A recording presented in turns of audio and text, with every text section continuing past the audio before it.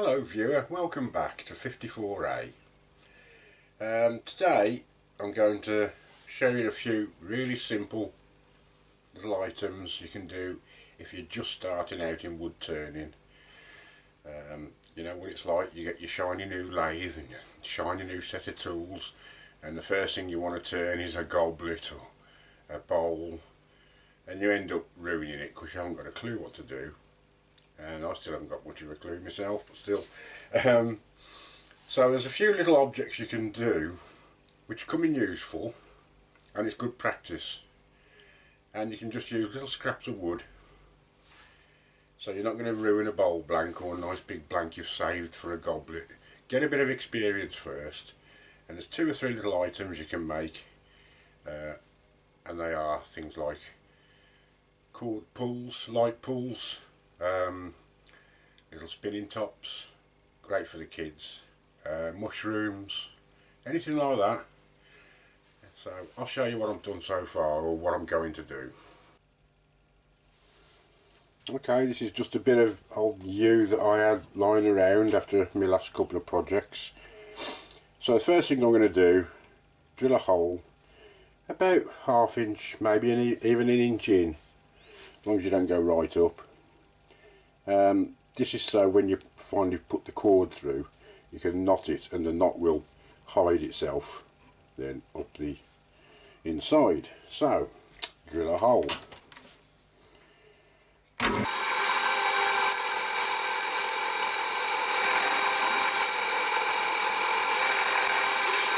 That was easy enough, wasn't it?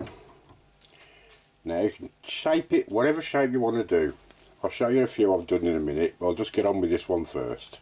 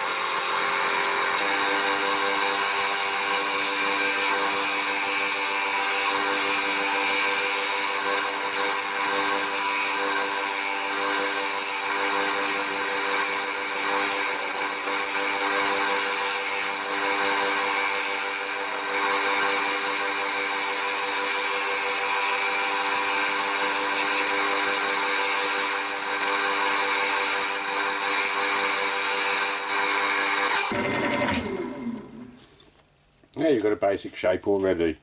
Just scalloped it in near the top, and a very fine scallop on the main body of it. Just rounded that off a little bit. Now if you want, you can just cut it off and leave it like that once you've sanded it down. You could add a couple of burn lines to it. The possibilities are absolutely endless. Whatever shape you want, whatever wood you want, and that'll do. That's just a simple light pull. I'll sand it down now and finish it off. Quick coat of polish, little burn line in it. Now all you got to do now is drill a hole in the top so it'll meet up with the big hole down the bottom.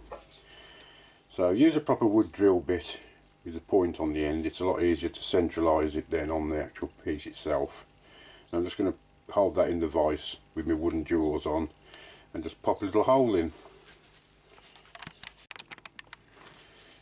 Once you've got the hole in, just go over it with a little bit of sandpaper just to round that edge off, and a little bit of polish, and the job's finished.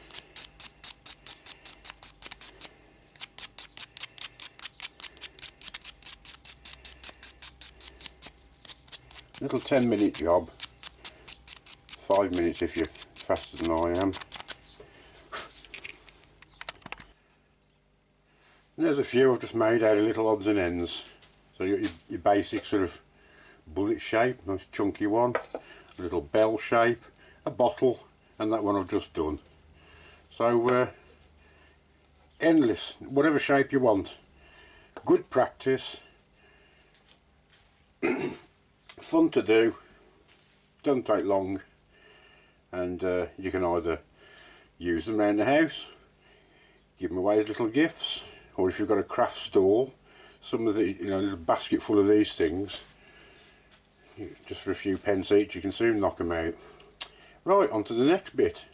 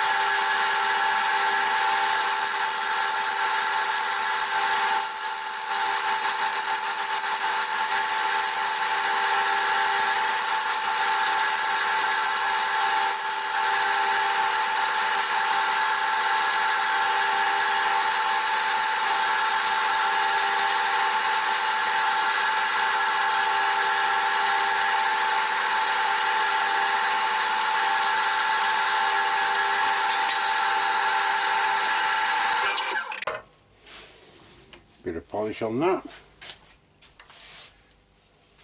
Standing cylinder and polish.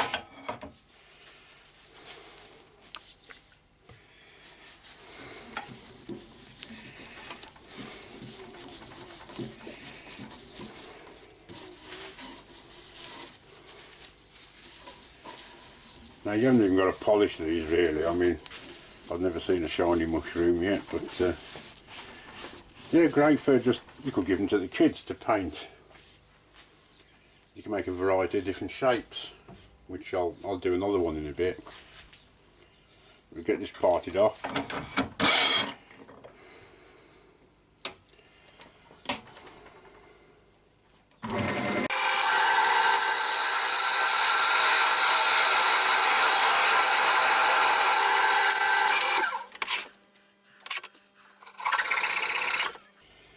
There we go. A nice little mushroom. I'll do a different shape in a minute.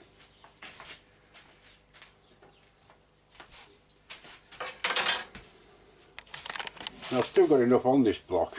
It's a bit of old oak. Still got enough on here to make another mushroom with.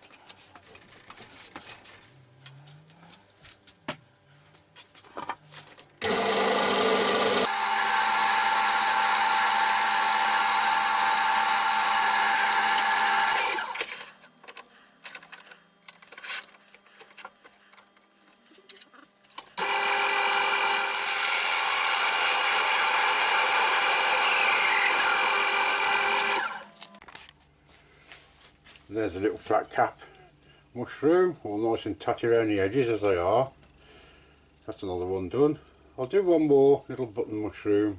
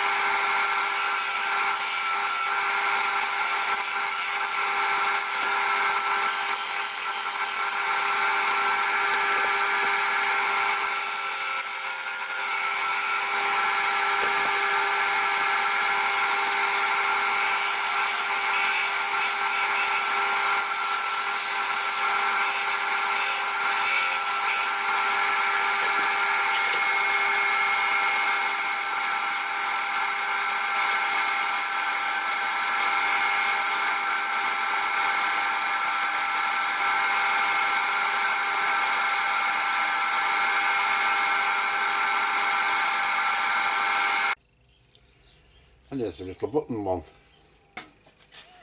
So here we've got, if I can get the camera right for you, got the little button mushroom, the standard open cap mushroom, and probably a toadstool more than mushroom, I don't know. I think these are the ones, you could give these to the kids and get them to paint them, all of these. That should be red and white dots on it, shouldn't it? Now if you haven't got a Dremel, it doesn't matter, just a file or anything like that, just to tack the edge. That type of mushroom especially, you always find them with ragged edges. So there you go, there's another 3 little projects. They're very easy to do, only take a few minutes each, and it's good practice before you finally get going on something special. Right, let's see what I can do next. Right, I've found a piece of Meranti, I think it is. I'm just going to knock it into round, and I'll make a spinning top out of it.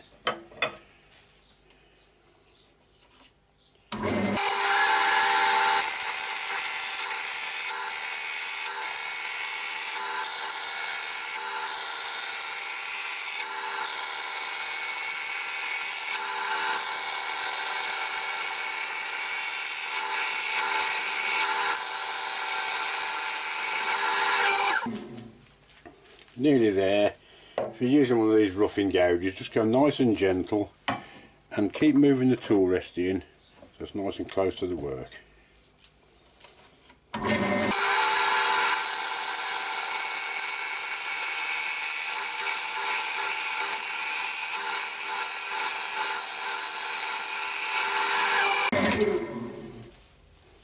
Tiny little bit to go, but I'm just going to explain to you what I'm going to do next. I'm going to put a tenon on each end. I may be able to get 2 tops out of this. I'll go ahead with the 1 just to be on the safe side, but I'll put a tenon on each end and then I'll cut it in half.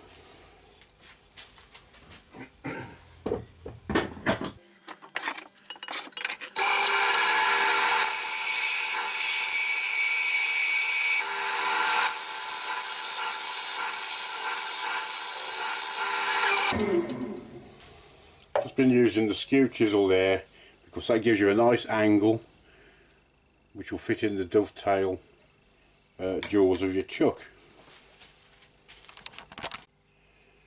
Right, got half of it in the jaws of the chuck now, nice and secure I hope.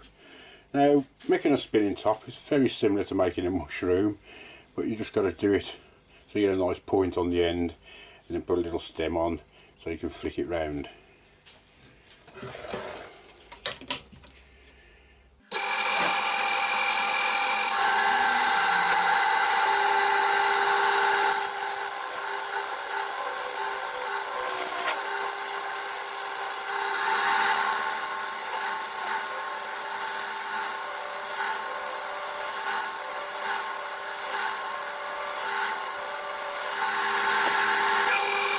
Just got to carry on doing that till you've got a nice point on the end. A very slight bit of round won't help, doesn't have to be a sharp point. But, just find another tool. You can use a scraper, anything you want. I think I'll go on to a scraper actually. Of course most of beginners sets chisels come with a scraper as standard.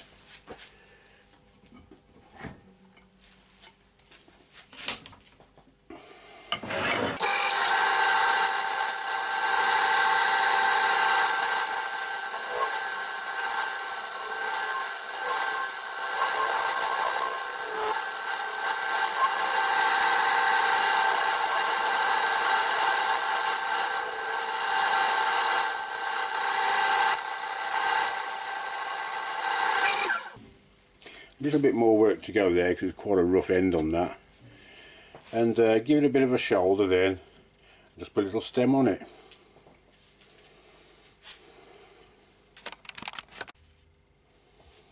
Now again, just try different tools.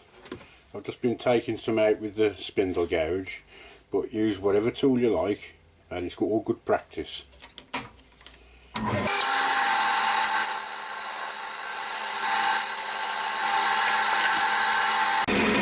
Try a scraper.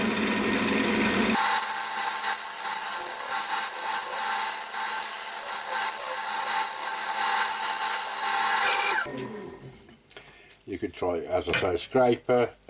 You can even use a parting tool just to get it down to the right stem thickness that you want. I'm going to carry on with my carbide cutter because that'll take quite a lot off quite fast.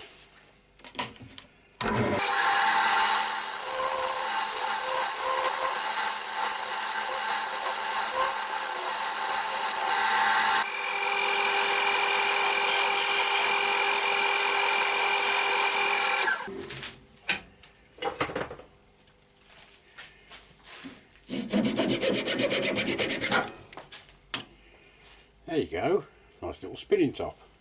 Let's see if it works. Right, moment of truth. Perfect. Yep.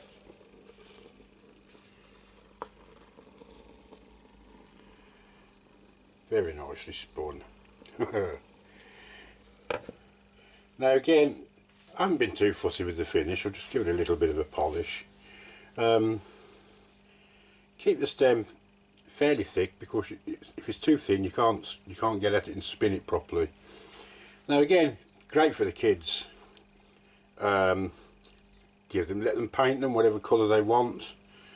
Or you can even divide that into 6 sections and number them and use it as a dice, whatever it falls on, that's it. You can flatten the edges off, hexagonal or sort of sawtooth edges, and then if they want to play spinning top wars, when they meet with the rough edges they're really going to bounce off each other. So a good bit of fun for the kids that. So altogether, little morning's work. Got a spinning top, got some mushrooms. I like that one the best actually. There's another one, another mushroom, and